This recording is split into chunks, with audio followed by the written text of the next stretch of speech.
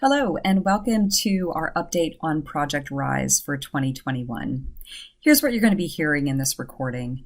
First, Hillary Bergseeker is going to give an update on the newest results from Rise 1.0, the in-person workshop study that we were conducting before the pandemic shut us down. Then Jessica Trickey will give an update on data collection that's been happening over the past year on Rise 2.0, the virtual inclusive innovation workshop that we've been doing. And then we'll have some updates on some new published papers, starting with one from me on a paper on anti-bias training, an update on a paper from Lucy D'Souza on barriers to male allyship, from Emily Cyr on women's social exclusion, and from Will Hall on inclusive cultural norms. Hello and welcome. I'm Hillary Bergseeker from the University of Waterloo, Project Rise co-lead, and I'm delighted to share with you an update on our in-person Rise workshop project. As a quick refresher, this was a project in which we recruited STEM professionals to participate in one of two half-day workshops, either an inclusive innovation workshop or an influential leaders workshop. In each workshop, participants did a design activity followed by a values affirmation. They had a learning unit focused either on implicit bias and inclusion or on leadership. And they had an opportunity to discuss these topics with the partner. And then finally, they generated a specific action plan of an action related to allyship in the inclusion workshop or leadership in the leadership workshop. To give you a sense of the timeline, we recruited participants from 7 different organizations over the course of just over 2 years. So participants started out with a baseline survey completed prior to attending either workshop. They then attended a workshop and completed a brief workshop evaluation, filled out a 2-week follow-up survey, followed by a series of 10 daily mini surveys, a 6-month follow-up survey, 10 more mini surveys, and then finally an exit survey that the most recent participants just completed about 2 weeks ago. In terms of the numbers, we are very happy that we retained a large chunk of our sample. So we've currently analyzed the data up through the 6-month follow-up survey, and then the upcoming analysis planned are those last 2 stages of data collection, all of which will be included in the reports that we'll be sharing with our partners in April of 2022. So just to give you some highlights from what we're seeing in this 6-month follow-up data, we looked at a couple of variables over time. So one of these variables is whether people believe that implicit gender bias toward women is a problem in STEM fields. And these analyses are going to control for people's baseline belief that gender bias is a problem. So what they said prior to attending a workshop. So I'll just briefly note that there was an overall effect where being in the inclusion workshop as opposed to the leadership workshop led participants by 6 months later to see implicit gender bias as more of a problem in STEM fields. So it sort of increases their awareness of this issue. What I wanted to highlight in this graph here below is that the effect was largest both at 2 to 3 weeks after the workshop and 6 to 7 weeks afterward for people who started out initially somewhat skeptical that gender bias was really an issue. So for these folks who initially had a relatively low perception that gender bias was a problem. Those who were randomly assigned to participate in the inclusion workshop as opposed to the leadership workshop showed a really big increase in awareness of this issue. We see a very parallel pattern for people's desire to approach issues of gender bias and really focus on how they can improve things. And there again here is an overall effect where participants by 6 months later are also just in general in the inclusion condition showing higher levels of approach motivation than those in the leadership condition. But again, that impact is especially focused on participants who start out relatively lower in approach motivation.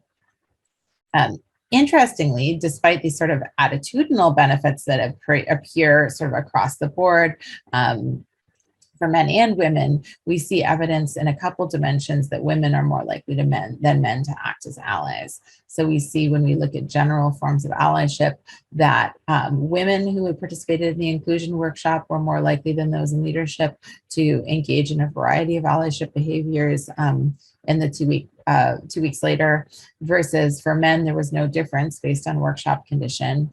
We also see when we follow up with people about their action plan, and here we're focusing on people in the inclusion workshop who made an allyship action plan, that women were much more likely than men both to report that their if scenario of when to act had occurred, and to indicate that they had actually followed through and carried out their planned action. So to take a step back, we wanted to look at what the predictors of allyship, general allyship, are for men and women, to get sort of a sense of what might be leading men or women to act as allies or not. So for women in particular, we see evidence that seeing bias as a problem in STEM is important. So for men, there's no significant effect here, but for women, indicated by this yellow line, having a higher perception that bias is a problem in STEM is associated with a greater frequency of engaging in allyship behaviors. And this also translates into engaging in significantly more allyship than men. Conversely, for men, it seems the norms are really important. So thinking that other men want to be allies seems to be something that really catalyzes men's allyship. So what we see here is, again, when people are low in the belief that other men want to be allies, that women are engaging in more allyship than men are. But when we look at men and women who think that other men indeed want to be allies, that gender gap disappears. What predicts actually enacting your action plan? So we found, interestingly, that creating a proactive plan where you look for opportunities to include people, sort of micro inclusions that help reinforce a sense of belonging, those types of actions are more likely to be carried out than ones that involve waiting for something, for bias to occur that you could then react to. Interestingly, we also see that people's support for gender inclusion and for initiatives to increase the participation of women in STEM, controlling for how much they can support those types of initiatives before attending a workshop, that increase in this kind of attitudinal support is linked to actually following through and doing their planned allyship action 6 months later. So we think these results are encouraging. We're very excited to analyze the remainder of the data and report back to you early next year about what we find. Thank you so much for your partnership on this project, and we look forward to seeing you at the annual meeting.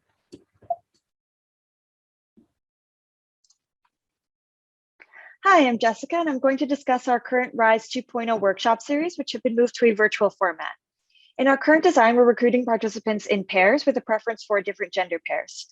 Thus far, we've had over 100 STEM professionals signed up from multiple organizations and university departments. 77 of these professionals have already attended a workshop, 38 were women and 39 were men.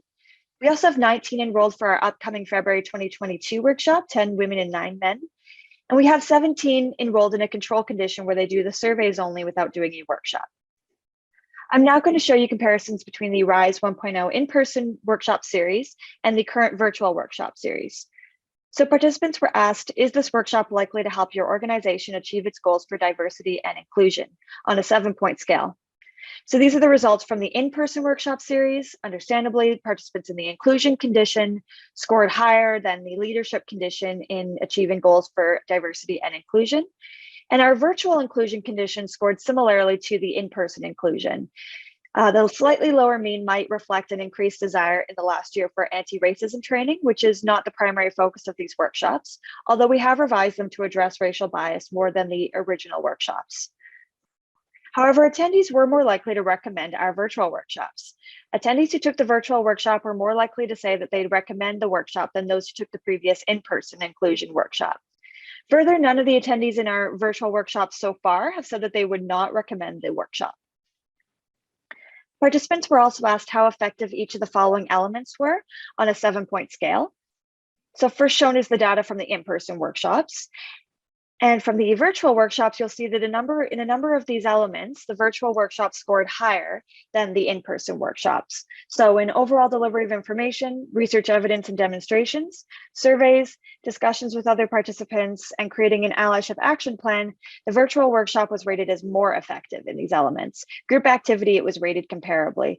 And notably, the group activity for the in-person and virtual workshops were different. In the in-person workshops, participants did a tower building activity, and in the virtual workshops, participants used Google Docs to crowdsource ideas.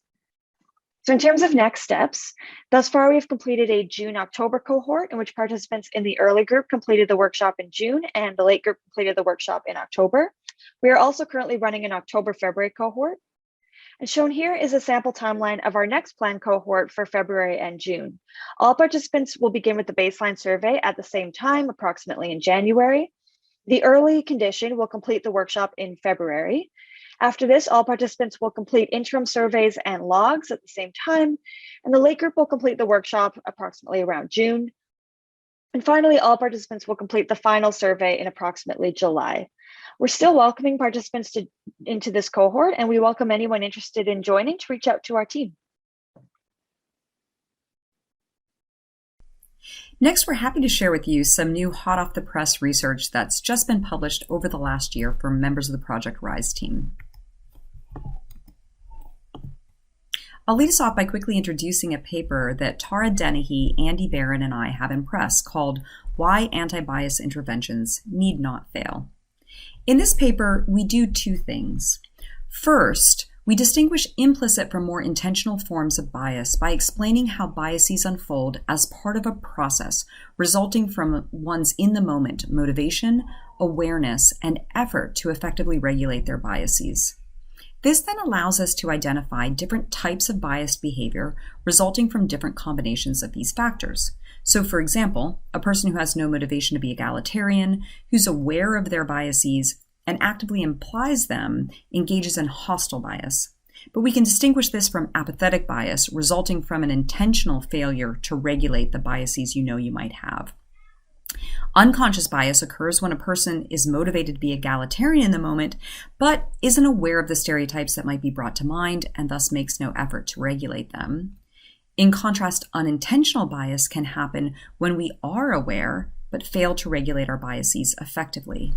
And of course, these can be distinguished from unbiased behavior that's either resulting from successful regulation or the lack of any stereotypic biases in the first place. Now, the second goal in this paper is then to use this bias typology to explain that intervention efforts need to be targeted at the types of biases that are of biggest concern in one's organization or setting. So different strategies are going to be needed when people are generally motivated to control their biased behavior than when they're not motivated, but unaware, or when they simply don't have effective strategies or know how to employ them. If you're interested in downloading a preprint of this paper, you can do so at the PsycArXiv link. Hello, everyone. This is Lisa D'Souza, and I'm here to share a summary of the research paper Tony and I just recently published in JPSP, The Misjudgment of Men, Does Pluralistic Ignorance Inhibit Allyship? In this study, we first demonstrated that there is, in fact, a common misperception that men do not care about gender bias. Both men and women underestimated the extent to which men on average believe that gender bias is a problem in STEM. We found that perceptions of men's beliefs in turn predict men's own allyship intentions above and beyond their own concerns for gender bias. This was the case particularly for men who are most sensitive to masculine norms. We next examined if changing perceptions of men's beliefs can motivate action. In a lab paradigm, participants engaged in a dialogue about bias with a group that included 2 male actors.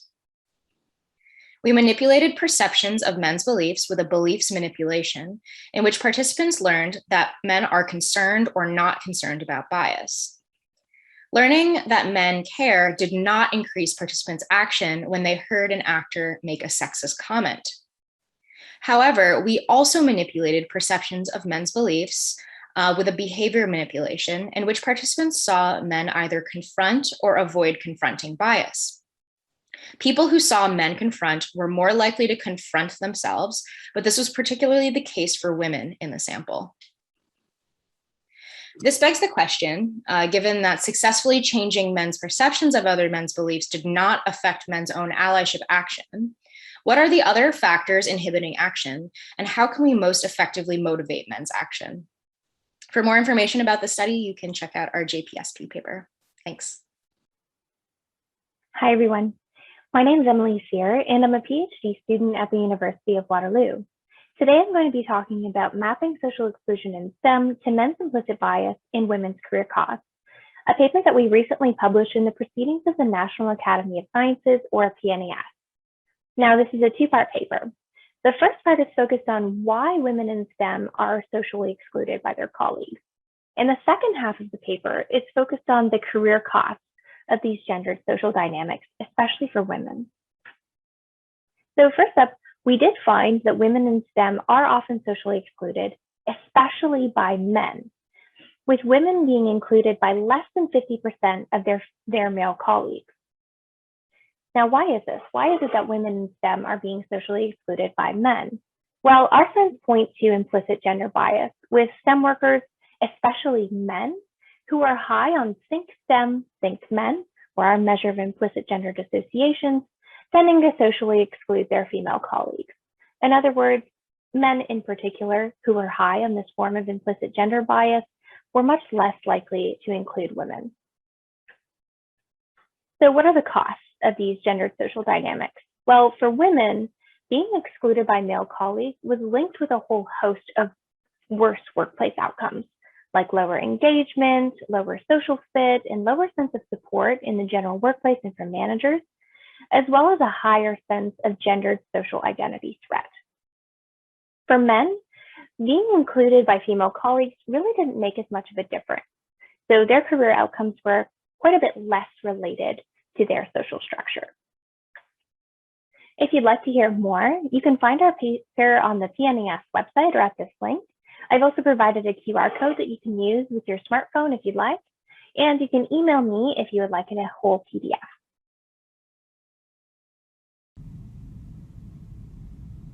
My name's Will Hall, and I'm an assistant professor of psychology at Brock University.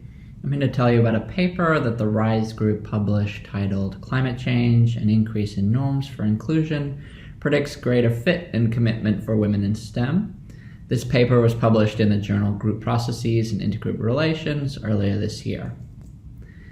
The authors on the paper are myself, Dr. Tony Schmader at the University of British Columbia, Dr. Michelle Innes at the University of Alberta, and Dr. Elizabeth Kraft at Monash University. The paper reports a research study in which we recruited a sample of 181 working engineers from companies across Canada. Participants in the study completed surveys across a 6-month period. During that time, participants reported on their perceptions of support for gender-inclusive policies and practices in their organization, their feelings of fit between themselves and the organization's values, and their commitment to the organization.